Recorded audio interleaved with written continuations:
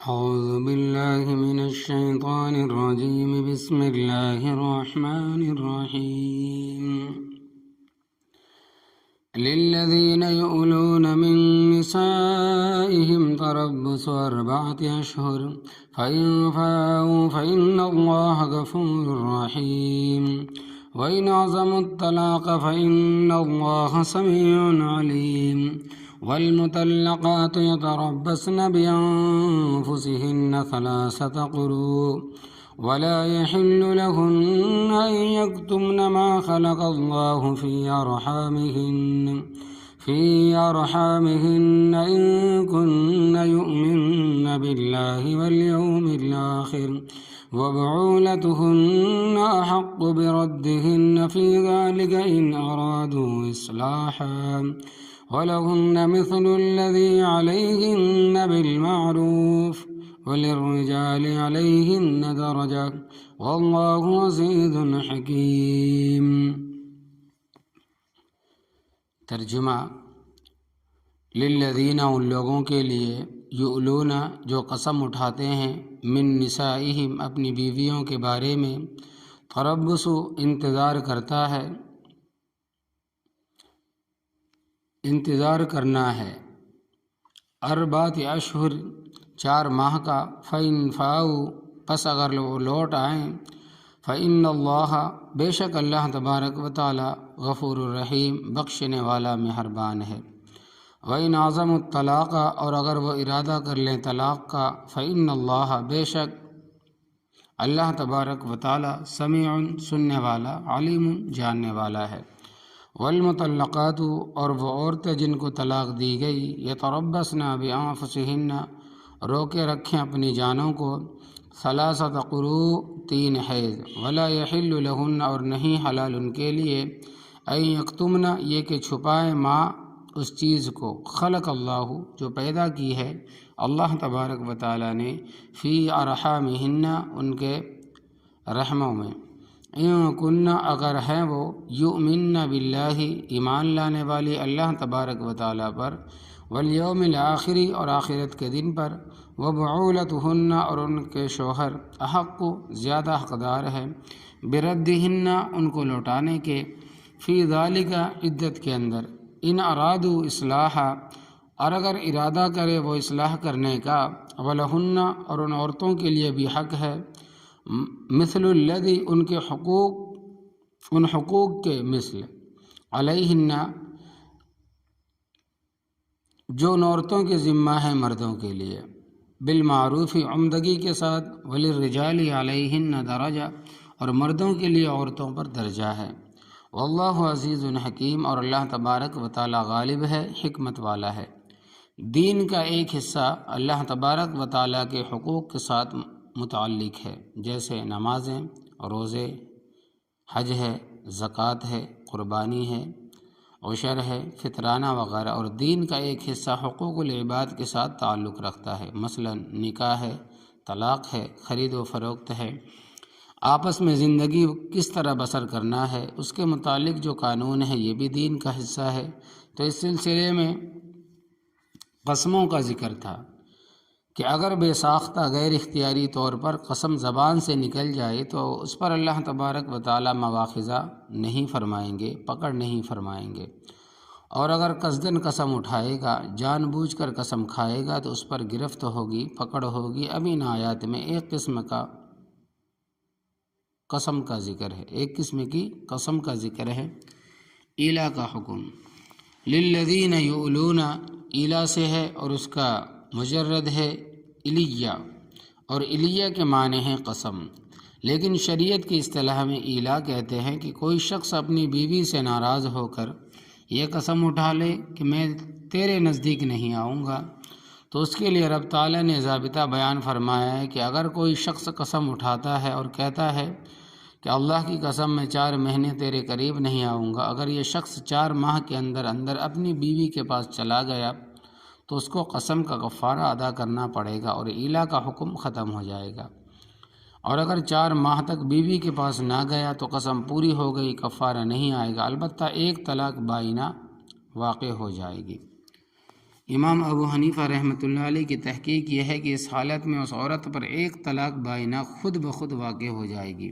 اور بائنہ کا مطلب یہ ہے کہ بیوی الگ ہو گئی، تجدید نکاح کے بغیر رجوع نہیں کر سکتا، یعنی کہ نیا نکاح کرنا پڑے گا۔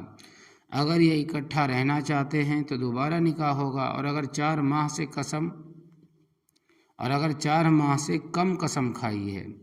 3 مہینے 3.5 مہینے، ایک دن بھی کم ہو، تو وہ شرعی ایلا نہیں ہے، یعنی شریعت کے اعتبار سے وہ ایلا نہیں ہے، وہ قسم نہیں ہے۔ مثلا کوئی شخص 1 ماہ کی قسم اٹھاتا ہے یا 2 ماہ 3 ماہ کی، تو یہ مدت گزرنے کے بعد خود بخود طلاق واقع نہیں ہوگی۔ دوسری صورت یہ ہے کہ قسم اٹھاتا ہے اور کہتا ہے کہ میں ساری زندگی تیرے قریب نہیں آؤں گا، یعنی 4 ماہ کا ذکر نہیں کرتا تو بھی ایلا ہو جائے گا۔ یہ 4 ماہ سے زیادہ کا ذکر کرتا ہے، 5 ماہ 7 ماہ 10 ماہ 1 سال وغیرہ، تو بھی ایلا ہو جائے گا۔ تو فرمائے کہ للذین، ان لوگوں کے لیے، یؤلون من نسائہم، جو قسم اٹھاتے ہیں بیویوں کے پاس نہ جانے کی، تربص، انتظار کرتا ہے، 4 اشہر، 4 ماہ کا، فإن فاؤوا، پس اگر وہ 4 ماہ کے دوران لوٹ آئے، یعنی 4 مہینے کے اندر ہی اندر اگر وہ لوٹ جائے، اپنی قسم سے باز آ جائے، فإن اللہ غفور رحیم، پس بے شک اللہ تبارک و تعالی بخشنے والا اور رحم کرنے والا ہے۔ نکاح برقرار رہے گا، قسم کا کفارہ ادا کرنا پڑے گا۔ وہی نازم الطلاق، اور اگر انہوں نے ارادہ کر لیا ہے طلاق کا، تو 4 ماہ گزرنے کے بعد ایک طلاق بائنہ ہو جائے گی۔ فإن اللہ سمیع علیم، پس بے شک اللہ تبارک و تعالی باتیں بھی سنتا ہے اور علیم ہے، نیتوں کو بھی جانتا ہے۔ طلاق کے احکام، آگے طلاق کے احکام بتاتے ہیں۔ یہاں ایک بات یاد رکھیں کہ طلاق اچھی چیز نہیں ہے، طلاق اچھی چیز نہیں ہے۔ چنانچہ حدیث پاک میں آتا ہے کہ حضرت صلی اللہ علیہ وسلم نے ارشاد فرمایا، ان ابغض المباحات عند اللہ الطلاق، وہ چیزیں جو جائز ہے ان میں بری چیز طلاق ہے، یعنی حلال چیزوں میں سے ایک چیز جو ہے وہ طلاق ہے جو بری ہے۔ بے شک جائز چیزوں میں سے جس پر اللہ تبارک و تعالی زیادہ ناراض ہوتے ہیں وہ طلاق ہے۔ اسی طرح ابو داؤد شریف کی روایت ہے کہ جس عورت نے اشد ضرورت کے بغیر، جس عورت نے بہت سخت ضرورت کے بغیر خاوند سے طلاق طلب کی، اس پر جنت حرام ہے۔ جس عورت نے اشد ضرورت کے بغیر خاوند سے، شوہر سے طلاق چاہی، طلاق لینے کی مانگ کی، تو اس عورت پر جنت حرام ہے۔ دیکھو گھروں میں ناراضگیاں ہوتی رہتی ہے، نوک جھونک ہوتی رہتی ہے، تو ان چیزوں سے اکتا کر طلاق کا مطالبہ کرنا سخت گناہ ہے۔ اگر خاوند نامرد ہے، یا اس کا نان نفقہ نہیں دیتا، یعنی خرچہ پانی نہیں دیتا، یا بلا وجہ اکثر مارتا رہتا ہے، تو طلاق کا مطالبہ کر سکتی ہے۔ تو مجبوری کی حالت میں شریعت نے طلاق کی اجازت دی ہے، جس کی تفصیل اگلے رکوع میں آئے گی انشاءاللہ تبارک و تعالی، اگر زندگی رہی تو بیان کریں گے۔ اگر کسی شخص نے صریح الفاظ کے ساتھ کہہ دیا کہ میں نے تجھے طلاق دی ہے، تو یہ طلاق رجعی ہوگی۔ رجعی کا مطلب یہ ہے کہ وہ عدت کے دوران بیوی سے رجوع کر سکتا ہے، لوٹ سکتا ہے، اپنی بیوی کو پھر اپنا بیوی مان سکتا ہے، بغیر تجدید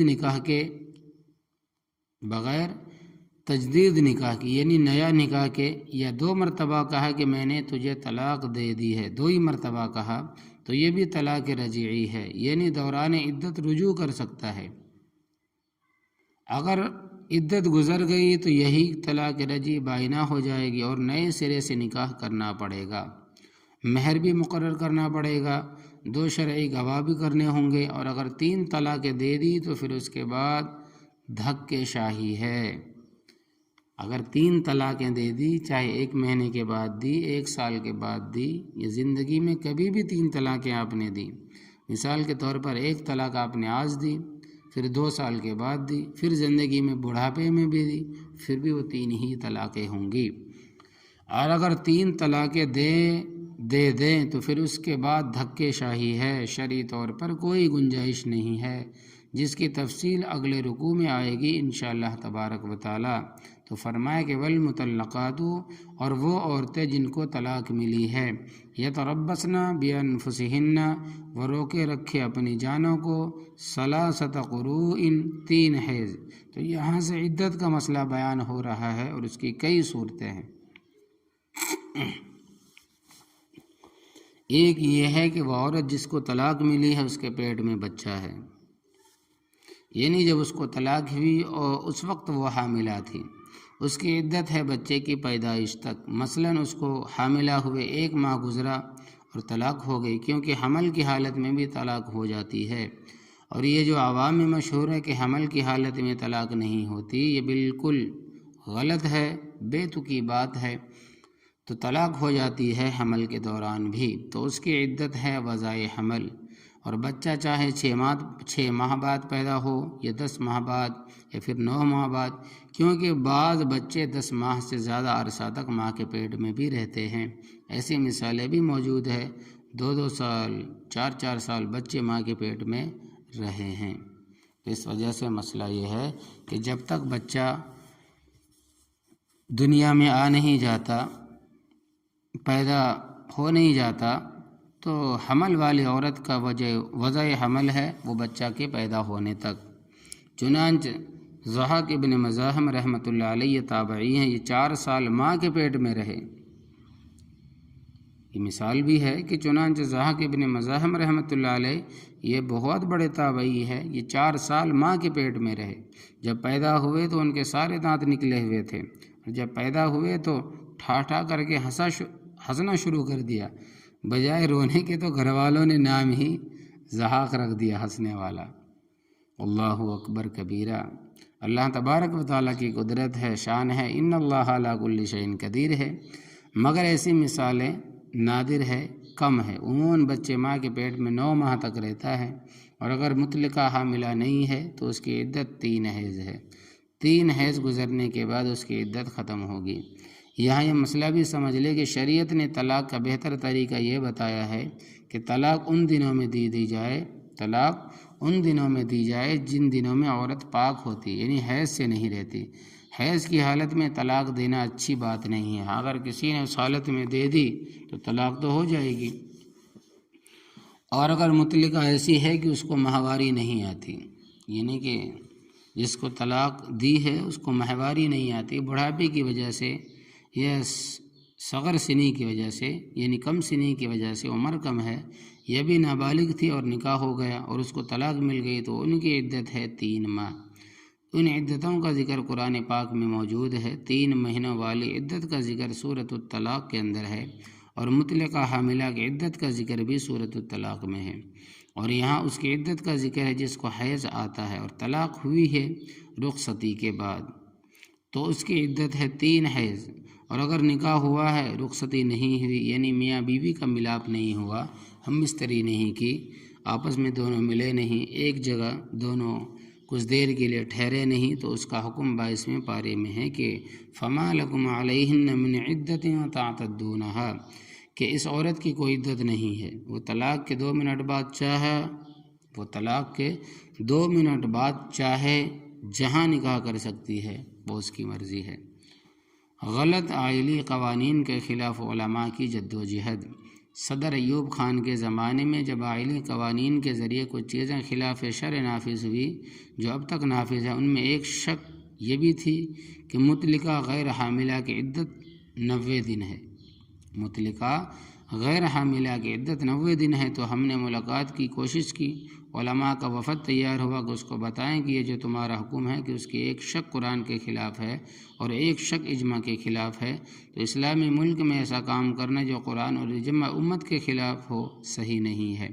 لیکن اقتدار ہوتا ہے، اس کا نشہ بہت برا ہوتا ہے۔ ایوب نے کہا کہ میرے پاس وقت نہیں ہے۔ 2 دن کے بعد جاپان سے